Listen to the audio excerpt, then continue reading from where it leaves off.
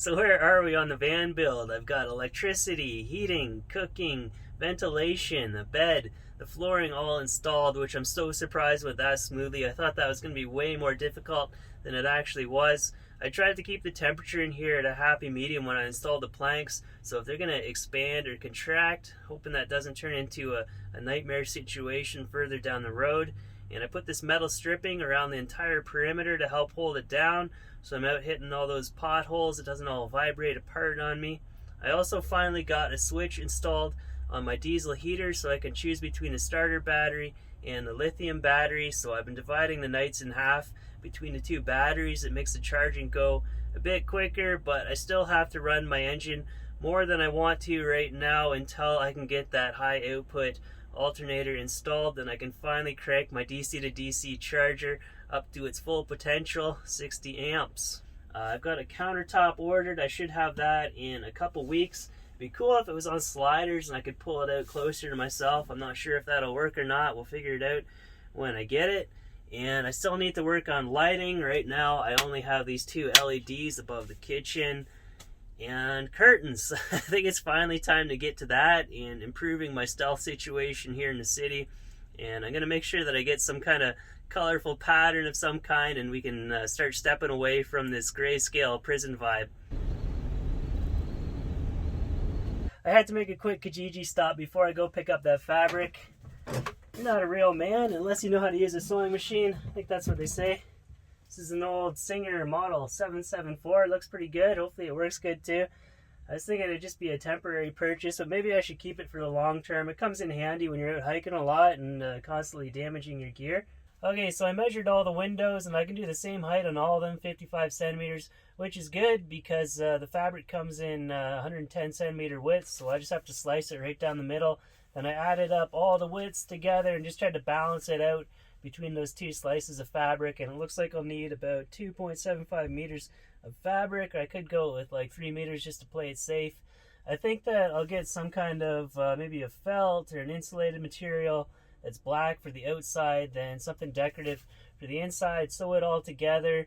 Then I could screw it to this plastic trim at the top, then put some snaps at the bottom or Velcro so I can roll it up when I don't want to use it. I love having windows, and I don't want to block them out permanently.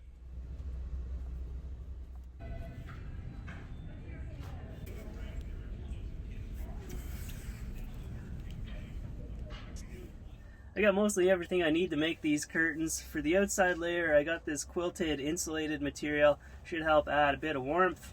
And for the inside, I got this decorative material. I didn't want anything too screaming loud for the inside, but decorating is one spot where a female perspective would help, but I feel like I made a decent choice on this. I just needed some other random things, some new needles for this machine, some quilt binding, that's like an extra wide bias tape, some needles, and I got these screw snaps at Home Depot. I can just screw them into the trim at the bottom, and I think that'll be a really slick way to hold the curtains down. I still need to figure out a way to hold the curtains up when I roll them up, and I still need to get more fabric for behind the front seats there. I'll probably have to build like a curtain rod and all that, but I think this project will keep me busy for more than a few days though. So like I said, this fabric comes in 110 centimeter widths, and I need 55 centimeters of height for every single window, so I really lucked out on this. I just have to slice it straight down the middle. It's kind of frustrating because I got to switch between centimeters and inches for this. Each one of these diamonds or squares are 2 inches across, so if I can go by that as a guide, I can get a good straight cutout. But I used to work in the fabrication industry a lot, and you always go by inches in that. It's just far superior to work with. It's not as exciting as using the jigsaw, is it?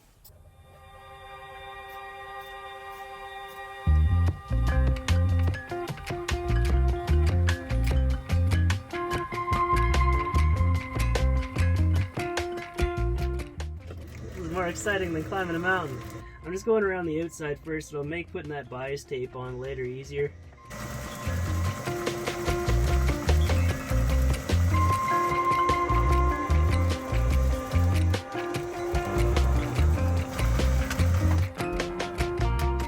Oh man, is that awesome or is that awesome?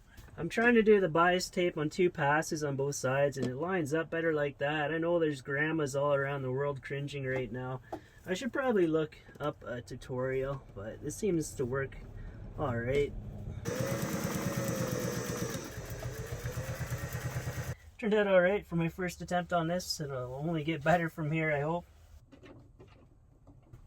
And I don't even need the snaps along the bottom. I can just tuck it behind the trim. So maybe I can use the snaps on the top instead. I just need to put snap there, snap there.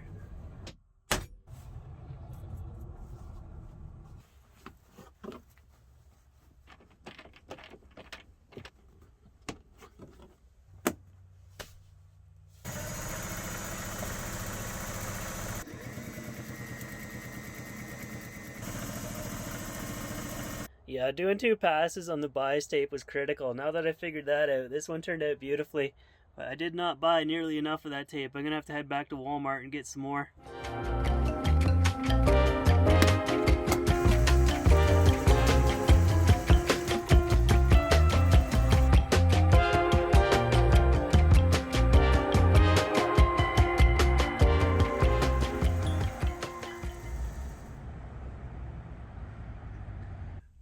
I've never slept at this Walmart before. I made sure to go inside and ask, see if it'd be alright. They said no problem for the night, but there's nobody else here. The Walmart that I normally go to, there's a bunch of regulars that have been there for like over a year.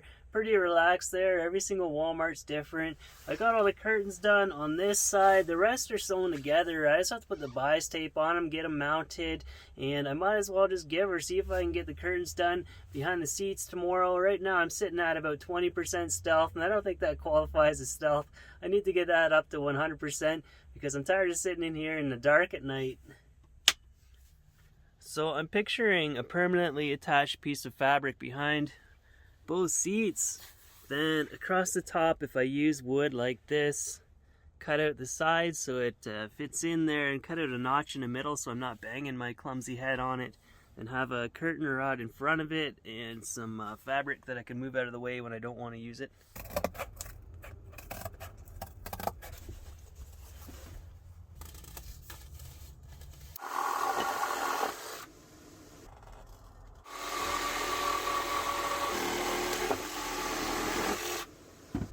It's a good start. I'm just gonna have to fine tune it to fit snugly up against there. Oh yeah, I've got a good snug fit on there. I'm gonna have to go in Home Depot and see if I can get an anchor or something, because if I just screw up into that headliner, it's gonna rip out. I picked up these hollow wall anchors. We'll try them out, see if it works.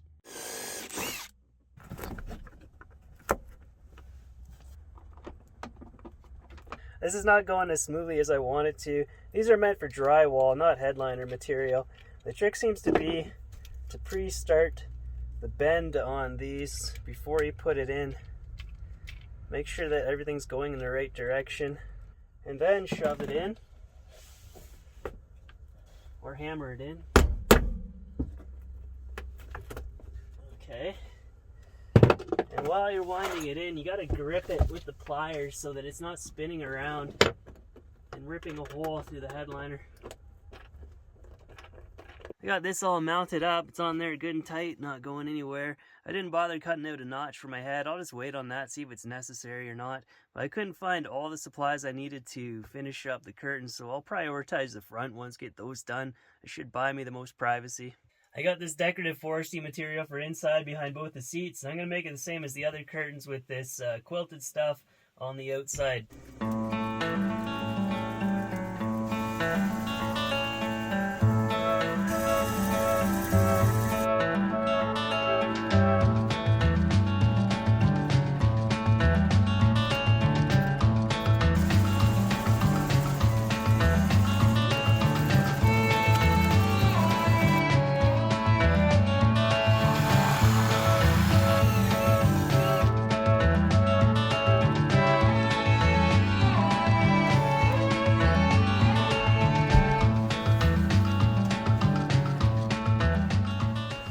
I think I can also sew some pouches on here, make the most out of that area.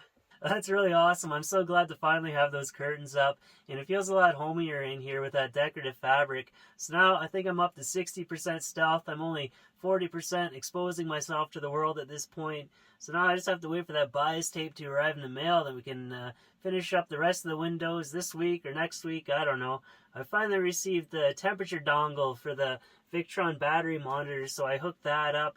I've been having some issues with that thing. Well, actually not with that. Actually more with the DC to DC charger. It didn't like being hooked up to the shunt or with the starter battery voltage. I was getting short circuit errors on that, so I had to completely disconnect it from that system, and that resolved my issues. So now all this really does is read the voltage off my lithium battery, the outgoing current, and the temperature. So the battery gauge on there is kind of useless now. It doesn't really represent anything. And something else that I need to work on in here is water storage. Right now, I'm just using a bunch of plastic bottles. I'm wondering if I can get a stainless steel water tank fabricated, like 15 liters with handles on it. It's removable. There's like a spring here in town that I go to fill myself up. Some people have been wondering about weight distribution in this van, and it's definitely heavier on this side right now with the battery and electronics and diesel tank. So I think if I get the fridge over there and a water tank beside it, that would help to equal it out. Well, we've come a long way over the last month, but there's still so much to do. Thanks for joining me through it all. Thank you to Patreon supporters for keeping me out of the factory and on with the van building. And I'll see ya in the next episode.